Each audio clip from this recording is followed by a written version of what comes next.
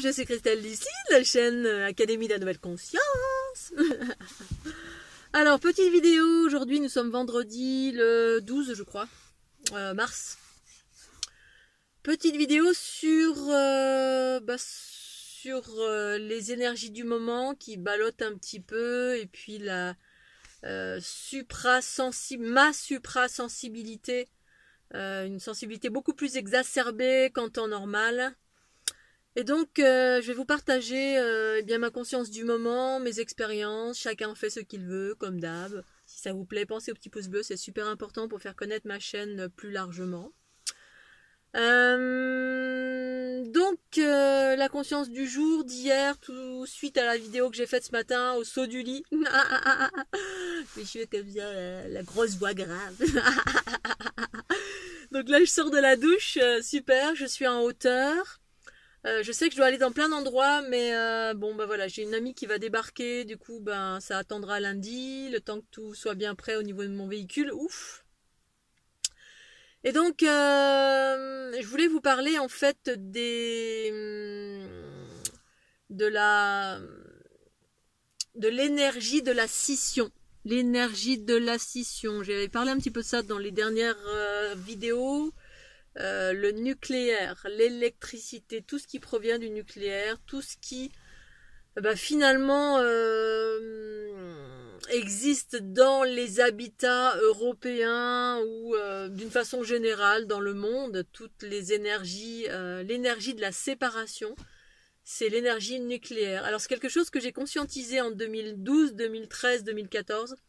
Quand j'ai écrit mon bouquin Dieu le Père, c'est la déesse mère, ma conscience s'élargissait à 360, ça me montrait tout ce qui était issu de la séparation dans la dualité, et qui donc nous maintenait dans la séparation.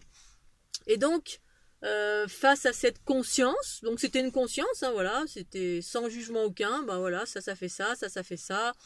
C'est le fruit d'une évolution, le cycle évolutif patriarcal, ok. Matriarcat originel, c'est au contraire ce qui réunit, ce qui unit les êtres, c'est la période actuelle de l'unité.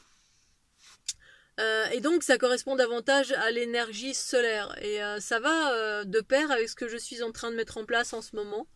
Est-ce que en place aussi ce qui surgit avec les êtres qui veulent aller vers leur autonomie en s'émancipant entre guillemets d'un certain confort qui est une cage dorée, parce que c'est un confort mais ça nous enferme dans un cycle patriarcal, des notions patriarcales, un travail patriarcal, bref plein de choses qui sont reliées à une multitude de choses qui sont le fruit de la séparation. Donc c'est comme des prisons dorées entre guillemets qu'on peut vivre pleinement, qu'on a tous vécu pleinement, qui est un passage, pour moi juste et parfait que de vivre ça. Mais progressivement, ou même ceux qui sont arrivés très éveillés, se sont rendus compte qu'on pouvait avoir du confort tout en vivant différemment de ce que propose justement le confort entre guillemets patriarcal, où on rentre directement dans une structure plus ou moins verrouillée, enfermée par les plus grands lobbies de ce monde, les compagnies diverses et variées, compagnie des eaux, DF, GDF, l'électricité, bref, tout ce qui fait que dans le matriarcat, on peut obtenir du confort, de la lumière, des énergies libres, bref, tout ce qui est énergie libre, énergie plus propre ou énergie en lien avec le soleil. Et donc à l'heure actuelle, effectivement, j'ai fait le lien ce matin.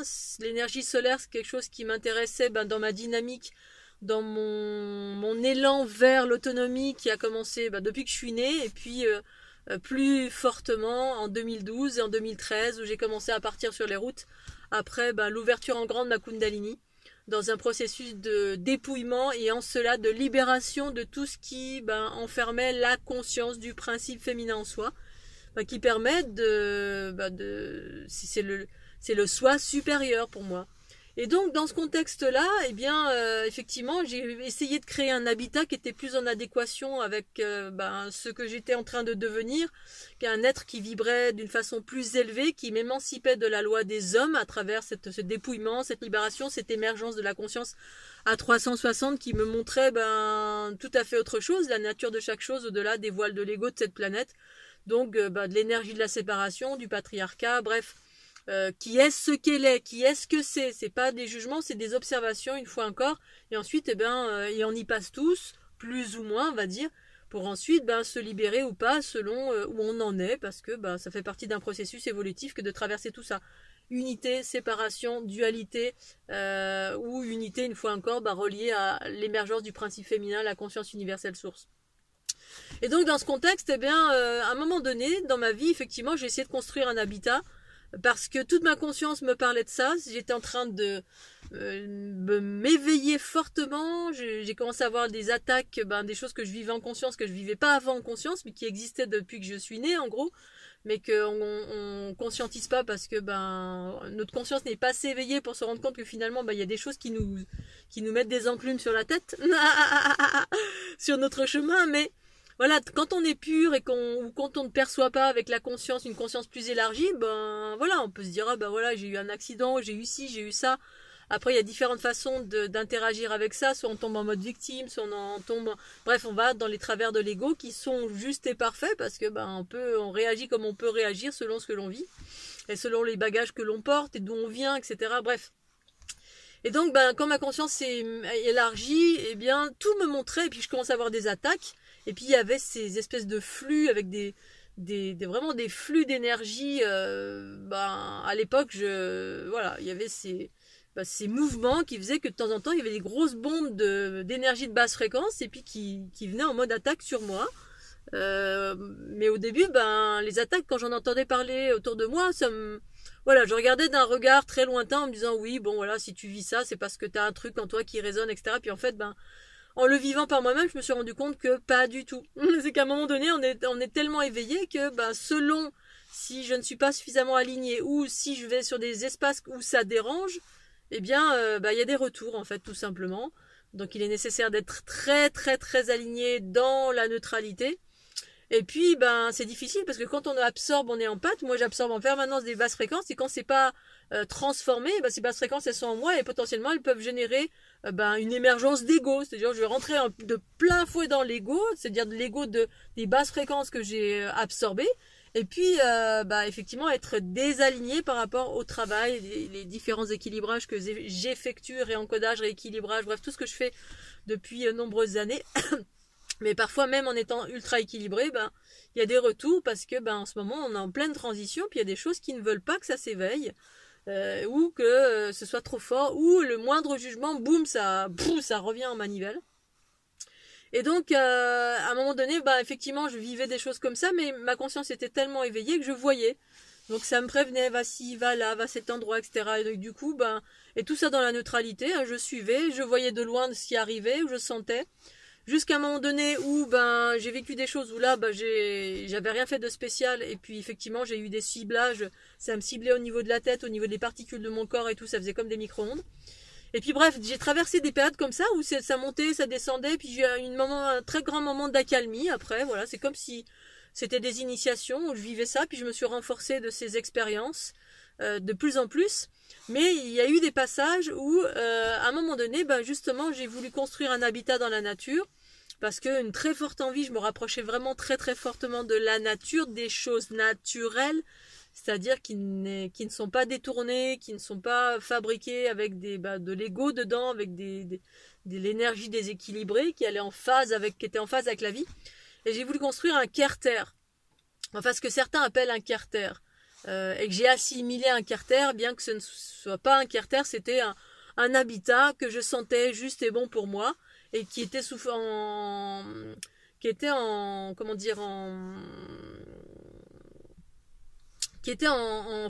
avait une forme de bulle en fait. C'était comme si ça ressemblait à une bulle. En fait, j'ai toujours voulu habiter quelque chose qui était relativement rond, à l'époque encore plus rond ou même conique. Enfin, je me rendais compte et je sentais littéralement les énergies commencer à circuler dedans et commencer à aller dans le sens de la vie, et non pas dans le sens de l'involution.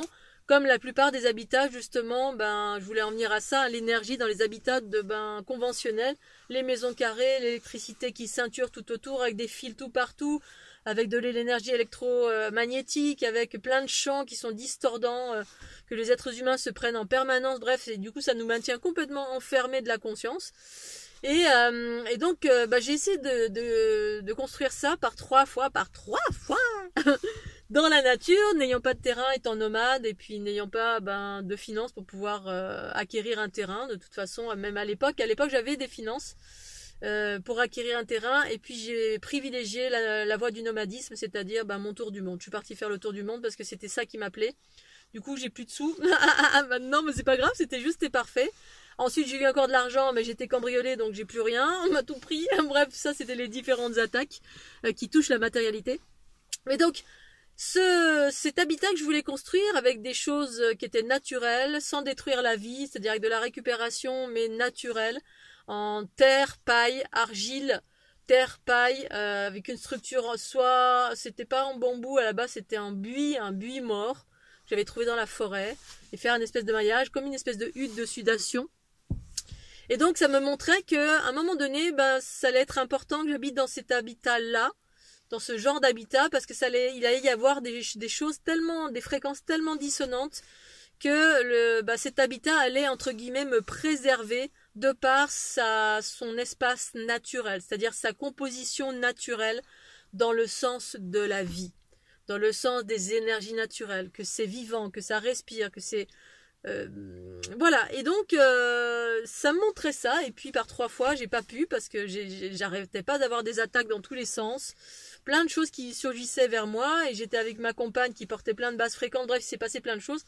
Du coup j'ai abandonné pour finalement vivre dans un camion, être plutôt en mode mouvement, et c'était parfaitement juste parce que je pense que je devais être effectivement dans le mode mouvement pour faire ce que j'avais à faire, à savoir aller d'un point à un autre. Mais tout ça pour en arriver au fait que à ce moment-là où j'étais dans mon camion, où j'ai même vécu pendant un certain temps sous une tente, tellement en fait je ne supportais plus les maisons. Les maisons aussi parce que voilà, donc à l'époque j'étais très souvent chez ma meilleure amie, entre mon camion, entre vivre dans la nature et ma meilleure amie. Il y a des moments où il y avait des telles hausses fréquentielles, des telles dissonances, des telles voilà, des dissonances, des attaques, des dissonances, des fréquences complètement ahurissantes. Et bien, même dans une maison, et donc quand j'avais ces attaques également qui me tapaient au niveau de la tête, au niveau des particules du corps, etc., je savais plus où aller, puis finalement, le seul moyen, ça a été de rentrer en moi, de méditer, de m'équilibrer. Mon ex-compagne avant m'a aidé beaucoup aussi à me dire, voilà, fais l'équilibre en toi, ne rentre pas dans la peur, parce qu'à un moment donné, au tout début où j'ai commencé à vivre ça, moi je tombais des nues, je me disais, mais qu'est-ce que c'est possible, je savais même pas que c'était possible. Quand les autres m'en parlaient, je pensais que c'était un film, on regarde ça de loin, on se dit, bon, oui, la pauvre, ou on se dit rien du tout, et puis tant que ça nous arrive pas, on s'en fout. Et c'est juste et parfait, voilà. Et en fait, l'expérience montre que, oui, si, ça existe pour de vrai. Et ça a été une expérience que d'arriver à transcender cela, à faire grandir l'équilibre en moi, à rentrer dans la méditation, transcender la peur que ça engendre, parce que quand vous sentez littéralement tout, vous avez la conscience de ce qui se passe, votre conscience vous alerte, il se passe ça, ça et ça, et vous sentez dans votre corps ce qui se passe, effectivement, voilà. Ça peut mettre en mode panique, c'est ce que j'ai vécu à l'époque, et ce que je vis encore ces derniers temps, avec les baisses fréquentielles, les attaques, et puis ça rentre pas mal dans mon corps en termes ça me fait des spasmes et ça tétanise mes muscles, même là quand je parle c'est pas évident. Et donc dans les maisons à cette époque là, quand il y avait à cette époque, je reviens à cette époque préhistorique qui était en 2013 je crois ou 14, je sais plus, au tout début où vraiment j'étais très très très haute en fréquence, et puis je traversais ces turbulences dans tous les sens. Et j'en reviens là parce que je fais une corrélation entre ce qui se passe en ce moment avec ces mouvements, ces attaques, ces basses fréquences qui passent dans les réseaux électriques. C'est là où je voulais en venir, parce que c'est l'énergie de la scission. Et c'est là, à ce moment-là, en fait, quand en 2013, où je commençais à percevoir tout ça, j'étais chez ma meilleure amie et je percevais toutes les émanations des réseaux électriques, donc dans une maison, un habitat traditionnel en France ou dans n'importe quel pays européanisé, avec l'accès à l'électricité qui provient des centrales nucléaires. l'électricité, les fils électriques gainent en totalité une maison. Les maisons, la plupart du temps, sont carrées, ne sont pas construites dans le sens de la vie. Ça génère des distorsions dans tous les sens. Et là, à cette époque, il y avait ces attaques dans tous les sens, des hausses fréquentielles. Bref, ça faisait des cloches sur les êtres humains. Ça me ciblait moi en particulier. Mais pas que moi, j'imagine plein d'autres êtres dans le monde qui s'éveillaient à ce moment-là. En 2012-2013, il y a eu plein de lumières qui ont fait ding, ding, ding tout partout. Et en même temps, ça faisait ding, ding. Non, non, non, non, on veut pas ding, ding, ding dans l'autre sens. Parce que bah, c'est ça la dualité. Il y a des forces contraires qui interagissent ici, voilà. Des forces qui vont vers l'évolution, puis d'autres vers l'involution, parce que bah, on est encore dans les cow-boys et les indiens, dans la dualité, et étant incarné ici pour des raisons diverses et variées, ben voilà, je suis incarné, donc je vis pleinement tout ça aussi. Sans pour autant nourrir, mais j'informe et je partage mes expériences. Et donc, ben, dans cette maison, je me rendais compte que il y avait plein de présences, d'entités, d'astral, de basse fréquence qui passaient par les réseaux électriques. Je pense même, y compris ARP. Ils interagissent, en fait, toutes les antennes relais qui existent partout sont utilisées pour créer vraiment un filet, un maillage, et qui, par moment, en fait, ils utilisent ces réseaux-là pour élargir ben, les émanations, on va dire, nocives, entre guillemets, hein, qui créent des distorsions, qui enferment les individus dans un espèce de champ magnétique, enfin, je sais pas quel genre de choses, mais en tout cas, ça enferme, ça crée des accélérations du mental, ça vient nourrir les basses fréquences, ou ça vient créer des basses fréquences en vous, bref, ça tire vers le bas à tous les niveaux, ça travaille sur le mental, ça travaille sur le système nerveux, bref, ça travaille sur plein d'espaces du corps physique. Et si la conscience est suffisamment vaste, eh bien, vous pouvez vous rendre compte pleinement de toutes ces, entre guillemets, manipulations qui tirent vers le bas. Et donc, quand j'étais chez ma meilleure amie, bah, j'allais me coucher. Et quand j'allais dans la chambre, par exemple, j'avais 2 ampoules au-dessus de ma tête, LED, je crois, qui éclairaient super bien. J'adorais d'ailleurs. Je me disais, oh, on voit super bien, c'est génial. Quand tout va bien, c'est super. Et puis là, il y a eu cette période qui était très, très comme en ce moment, là où ça chambarde dans tous les sens. Eh bien, ça me faisait des émanations au-dessus de ma tête, mais je ne supportais plus, ne serait-ce qu'une ampoule LED, les réseaux électriques partout, l'émanation du frigo, l'émanation du four, tout était le fruit de la séparation. Et c'est ça que ça me montrait, une électricité qui provient de centrales nucléaires. Le nucléaire, c'est la scission d'un atome. Et ça produit une énergie complètement incroyable, mais c'est une expérience aléatoire, c'est-à-dire que ça peut générer, c'est instable, parce que tel que utilisent entre guillemets les êtres humains, parce qu'il n'y a pas que les êtres humains, il y a d'autres technologies associées à cela, mais là c'est pour revenir au fait que comme c'est de l'énergie qui provient de la scission d'un atome, et la scission c'est la séparation. La séparation c'est effectivement les expériences, on se sépare de la source, l'unité, le principe féminin. L'unité c'est l'inverse. C'est tout ce qui se produit dans les explosions, les implosions solaires. Le soleil, c'est l'inverse. Ce sont des atomes, c'est des créations. En fait, ça fusionne et ça fait des implosions qui font des rayonnements. Et qui durent ultra longtemps. Ça rayonne, de par l'unité. Hein. Vous avez, alors, un atome, vous le créez, vous le scindez en deux, boum, et ça crée une explosion nucléaire. Alors tel que je l'explique là, c'est peut-être pas très très clair parce que je suis un petit peu mais j'explique ceci d'une façon très claire et concise dans mon livre Dieu le Père c'est la déesse mère qui date de 2013 avec une conscience très élargie à l'époque.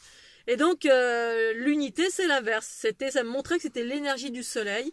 Et puis effectivement ça va dans le sens de l'autonomie, c'est-à-dire qu'un être qui vit son unité, c'est-à-dire qu'on récupère tous nos bagages extérieurs. Moi je le vois littéralement à travers la structure géométrique de laquelle on est composé et de laquelle est composée toute chose. Nos sphères se sont séparées à droite, à gauche, sur les côtés parce que c'est la dualité.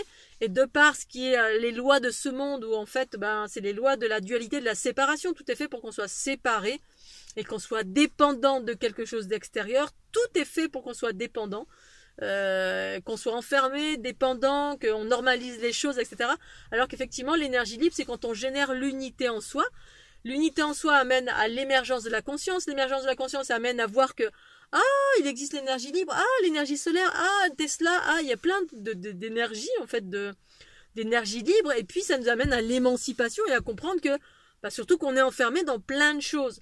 Alors, d'être enfermé, de se rendre compte de ça, ça ne veut pas dire forcément combattre contre, ça veut dire chercher la liberté et puis bah, vivre son autonomie, mettre tout en branle pour vivre son autonomie.